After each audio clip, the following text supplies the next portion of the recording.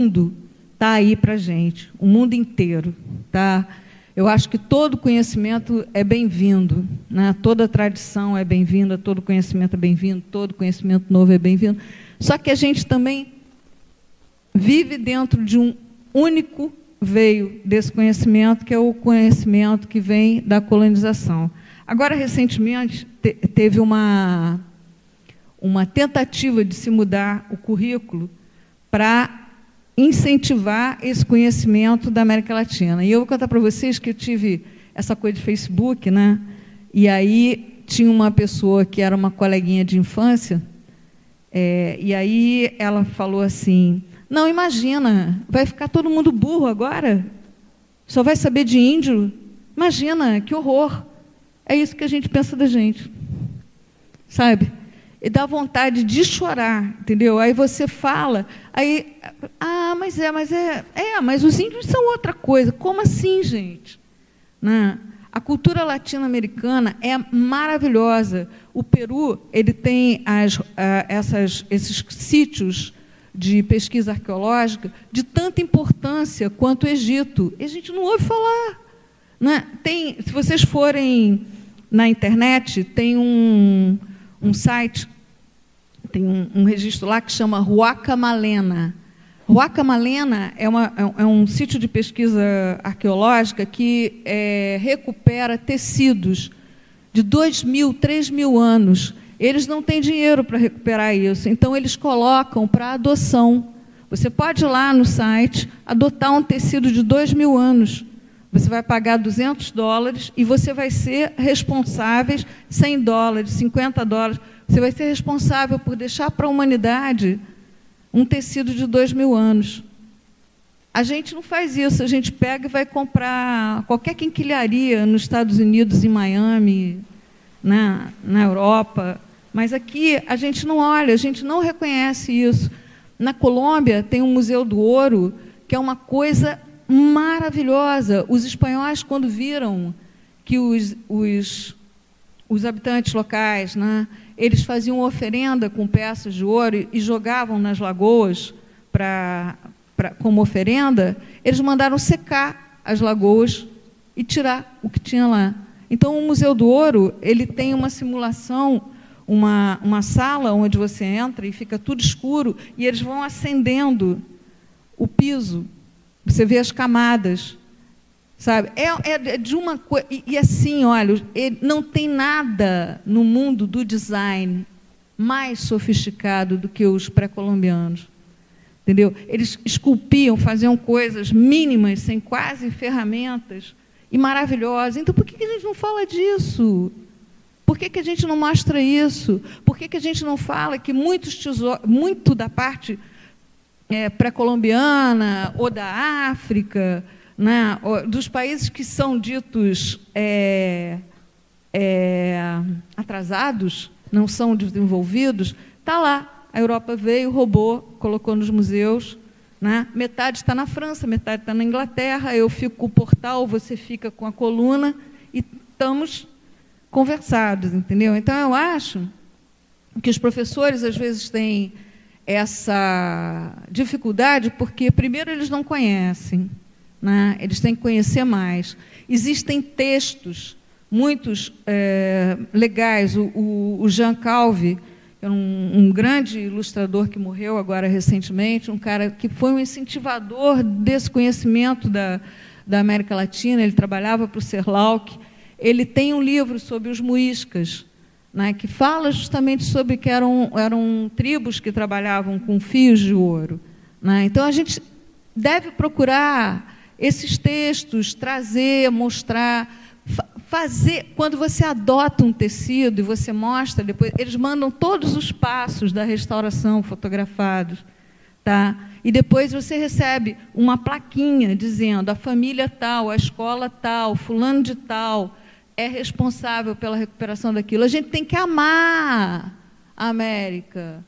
A gente tem que parar com esse negócio. A gente está do jeito que está porque o primeiro mundo disse assim: não. Eles estão crescendo, vamos parar com essa brincadeira, já cresceram demais. E estamos aí, olha aí, a gente, o que está acontecendo.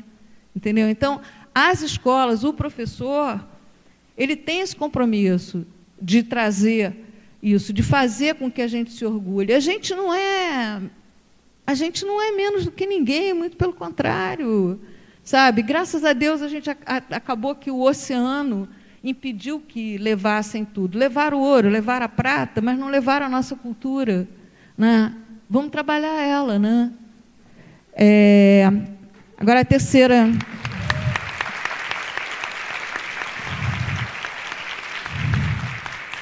Eu vou usar a frase da Eliane agora, temer jamais.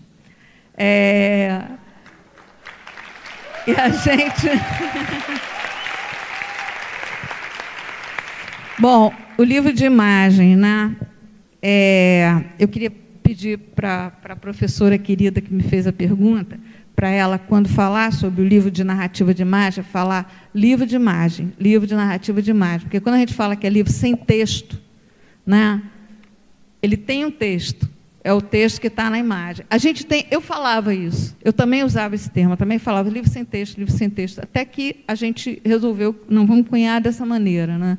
Porque quando a gente fala que é sem texto, o aluno também pega e fala assim, não quero ler isso aqui, não tem nada, isso tem imagem. Entendeu? A gente não consegue aproximar. O livro de imagem, ele é muito bom para essa coisa de você incentivar a escrita, né? Você pedir para que ele crie essa narrativa. E eu acho até que tem uma coisa legal que a gente pode fazer com um adolescente. O adolescente nunca pega. O adolescente diz que aquilo ali é para criança. Tanto que, quando os livros vão ficando para faixas de mais velhos, não tem imagem. A imagem é vista como uma coisa para quem não lê, né? A imagem é vista como uma coisa menor, né? Tanto que agora tem uma brincadeira que eu odeio, é aquela brincadeira assim, quer que eu desenhe? Está entendendo, não? Quer que eu desenhe? Gente, o desenho é uma sofisticação do pensamento, entendeu? O desenho não é uma máquina do imbecil, não é isso, entendeu? Ele é uma sofisticação, entendeu? Então, por que você menospreza o desenho, né? Você não usa essa afirmação como o desenho é uma coisa global. Através da imagem você consegue, mesmo não tendo o mesmo idioma, você entender. Não, é de uma maneira pejorativa, assim, quer que eu desenhe? Quer que eu faça?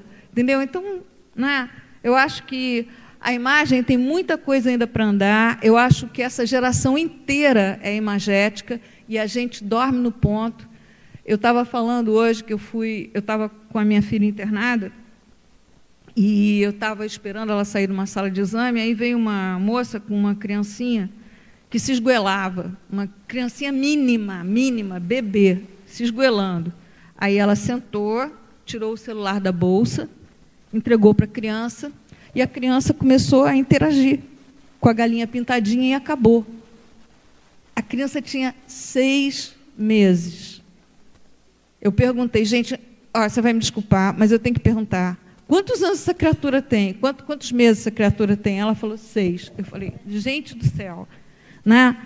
Então, eu acho que tem muita coisa no universo aí, sabe, da informática, da imagem, com os adolescentes grafitam, entendeu? Eles criam discursos de imagem, só que tem que ser sofisticado, não pode ser vale tudo, tá? Tem que ensinar eles a poderem utilizar isso, né? E a última seria como trabalhar com a estética do branco e preto.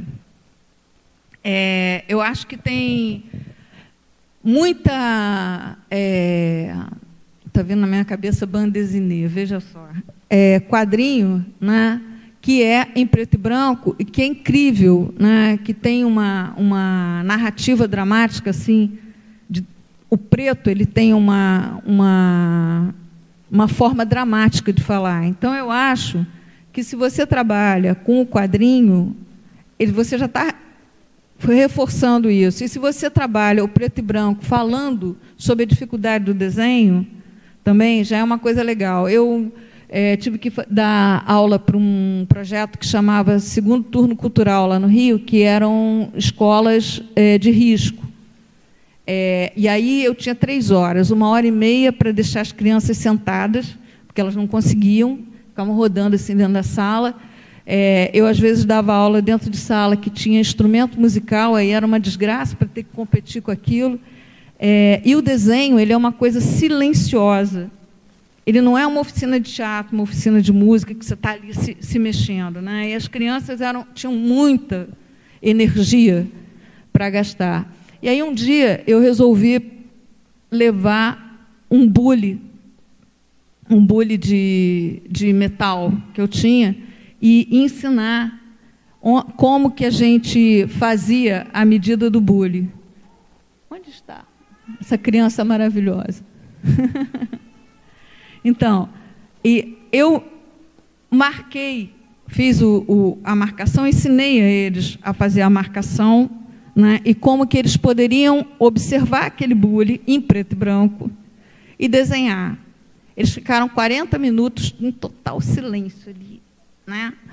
Eu achei que não ia sair uma coisa muito parecida, mas, olha, gente, quando eles acabaram, eles conseguiram pegar a forma, exatamente como a forma ela, eles ficaram numa felicidade enorme, porque se vocês vissem os desenhos, eles tinham 10 anos, 10, 11 anos, eles pareciam com o desenho dos meninos que estão entrando na faculdade agora, tá? Como desenho de observação. A gente, dando a ferramenta, a gente consegue que eles reajam. Então, essa é uma coisa legal também em sala. Mesmo que vocês não sejam professores de desenho, pedir para fazer um exercício de observação. Saia o que sair, entendeu? Porque, no observar, você está raciocinando a forma e a palavra. É isso, gente. Alguém quiser mais?